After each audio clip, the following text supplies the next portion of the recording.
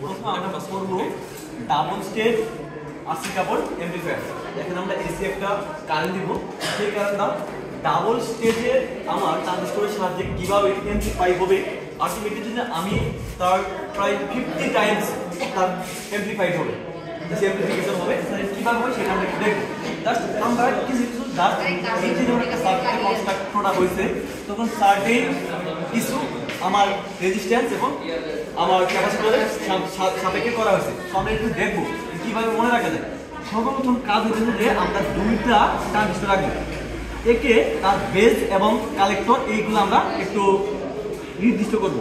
তো এই যে আমরা জানি মাঝখানে বেস থাকে, ওকে, এটা আমার কালেক্টর, সরি এটা আমার এমিটার, আমার এনপিএন ট্রানজিস্টর, ওকে। তাহলে এটা হইল আমার emitter, collector and base, just okay. এটা এখানে থাক সেম টু সেম, এটা ডাবল স্টেজ যেহেতু আমরা আলাদা রাখবো, সেম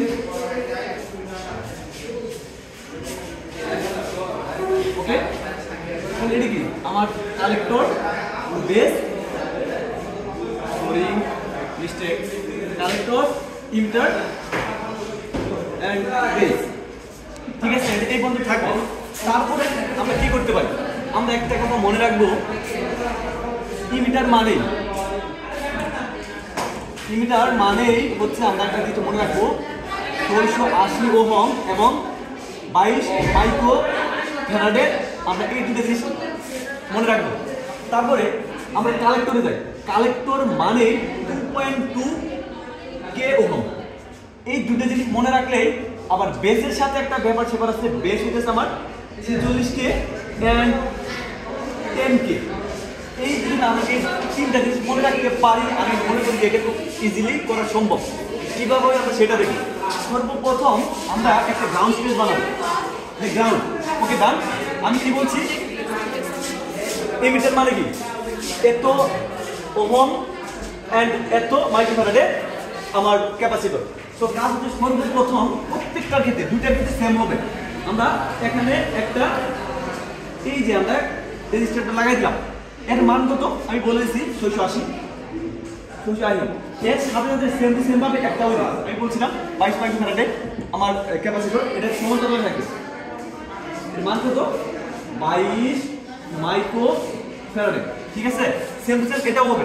তাহলে কি হবে, আমার এইভাবে আসবে, এটা মান কত আমার 680 ওহম, এর সাথে সেম টু সেম ভাবে একটা 22 মাইক্রোফ্যারাডের আমার মাইক্রোফ্যারাডের একটা যুক্ত থাকবে, ঠিক আছে, এটুকু অসুবিধা নাই।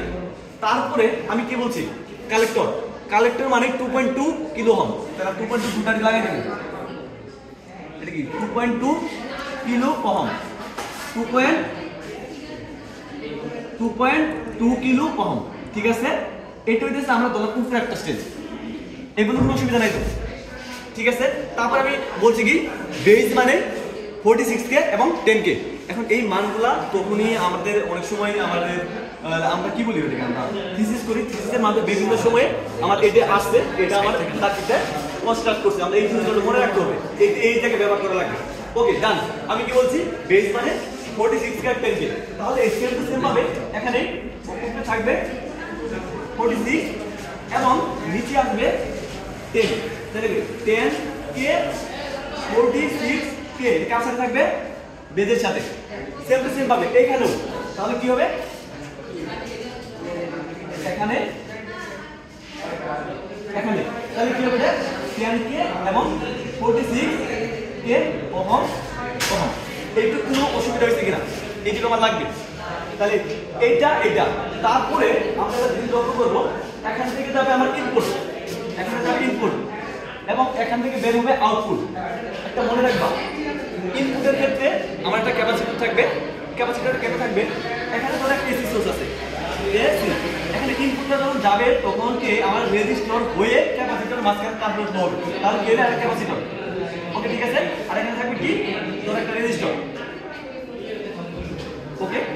এই ক্যাপাসিটর মান হবে 1/2 ফ্যারাড। এখান থেকে যে কারেন্টে যাবে সেটা আমার ফ্রিকোয়েন্সি টাচ করে যাবে, কারণ এখানে আবার এসি থেকে ডিসি কনভার্ট হবে।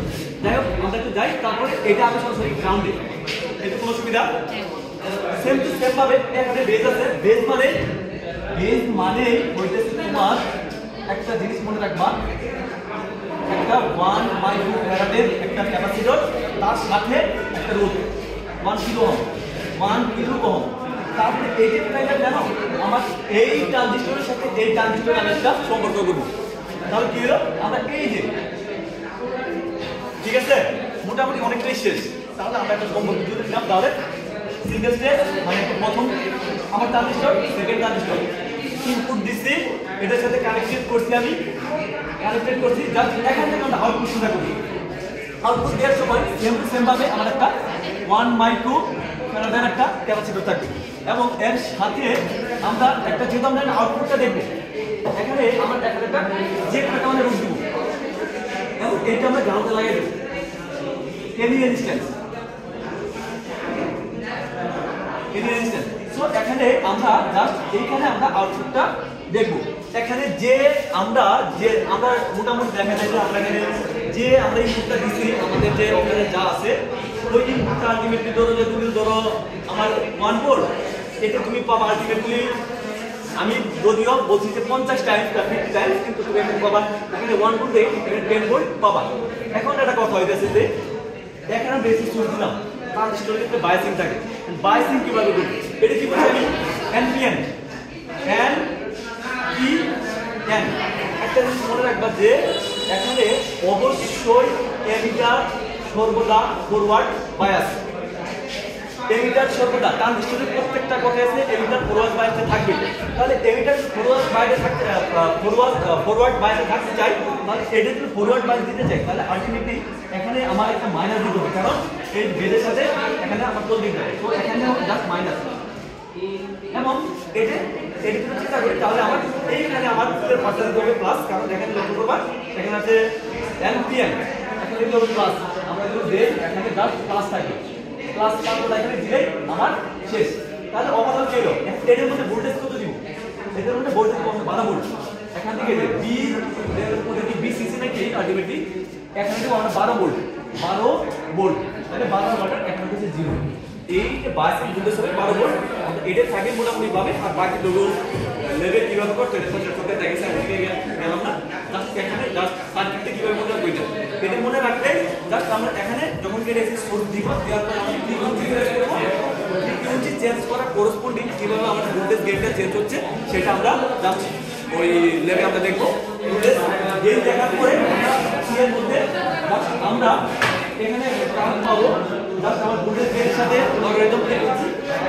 আমরা জাস্ট ব্যান্ডউইথ বলে আমার শেষ। ব্যান্ডউইথে দেখেন কাট অফ ফ্রিকোয়েন্সি এখানে সব 4 বলছে, আর এই পর্যন্ত ছিল।